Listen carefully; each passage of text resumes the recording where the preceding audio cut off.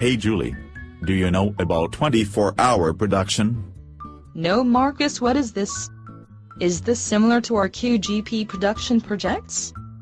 Yes, it is similar to our QGP production.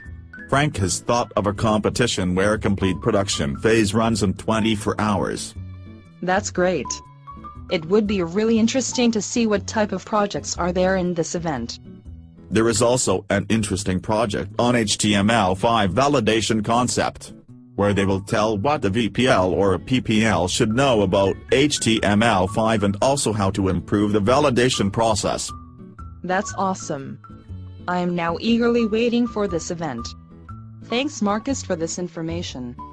Welcome, Julie. See you on the event day.